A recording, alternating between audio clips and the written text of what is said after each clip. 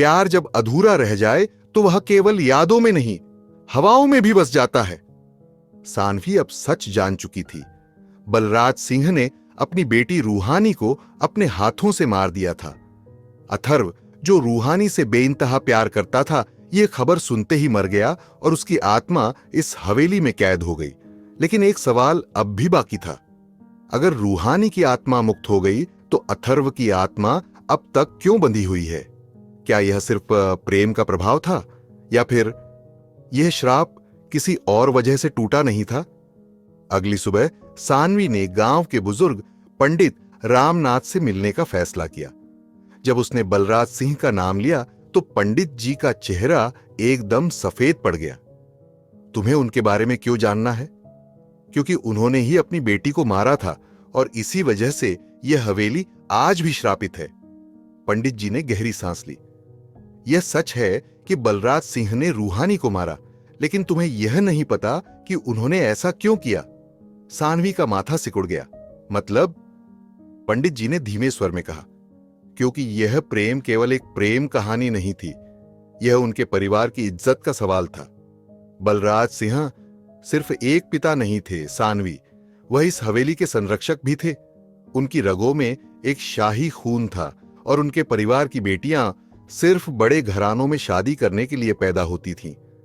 लेकिन जब उन्हें पता चला कि रूहानी एक नौकर के बेटे से प्रेम कर बैठी है तो उनका अहंकार टूट गया। उन्होंने इसे एक श्राप समझा, एक ऐसा दोष जो उनके खानदान को नष्ट कर देगा। सानवी ने धीरे से कहा, पर प्यार कोई श्राप नहीं होता पंडित जी। पंडित जी ने सिर हिलाया। लेकिन बलराज सिंह के लिए था, इसलिए उन्होंने अपनी बेटी की हत्या कर दी और हवेली को उसके खून से अपवित्र कर दिया, और तब से यह हवेली श्रापित हो गई। सानवी ने पंडित जी से पूछा, क्या बलराज सिंह के मरने के बाद भी उनकी आत्मा इस हवेली में है? पंडित जी चुप रहे, फिर बोले, तुम्हें अपने सवालों का जवाब हवेली में मिलेगा सानवी, लेकिन याद रखना, कुछ सच्चाइयां खतरनाक होती हैं। उस रात जब सानवी हवेली के अंदर पहुंची तो चारों तरफ एक अजीब सन्नाटा था। हवाओं में गुलाबों की हल्की महक थी, लेकिन यह किसी फूल की नहीं, खून से सने गुलाबों की महक थी।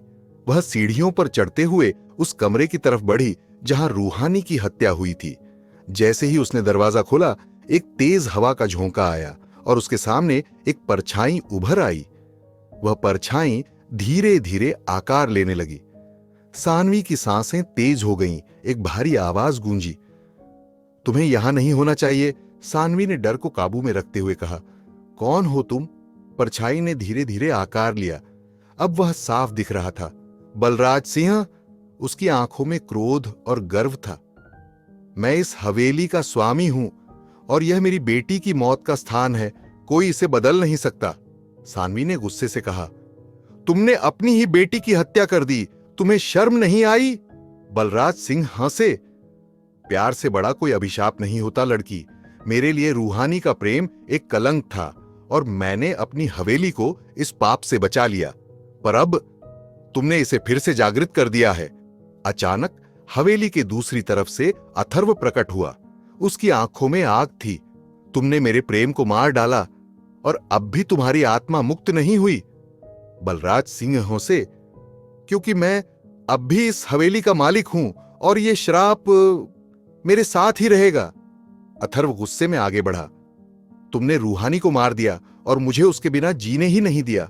तुम्हारे कारण मैं इस हवेली में कैद हो गया, पर अब यह श्राप टूटेगा।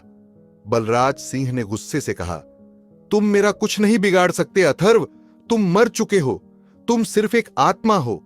सानवी ने एक पल सोचा और पंडित जी की बात याद आई। श्राप तब तक नहीं टूटेगा जब तक न्याय नहीं मिलेगा, उसने तेज आवाज में कहा।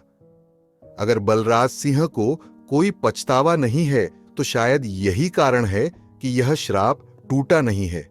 हमें रूहानी को न्याय दिलाना होगा। तो दोस्तों, यह था श्रापित प्रेम का चौथा एपिसोड। आगे क्या होगा? क्या बलराज सिंह की आत्मा को मुक्त किया जा सकता है या वह हमेशा के लिए श्रापित रहेगा? क्या अथर्व को भी मुक्ति मिलेगी या वह इस हवेली में ही फंसा रहेगा? क्या सानवी ही इस श्राप को तोड़ सकती है? जानने के लिए बने रहें हमारे साथ और सुनते रहिए इस रहस्यमयी प्रेम कहानी को।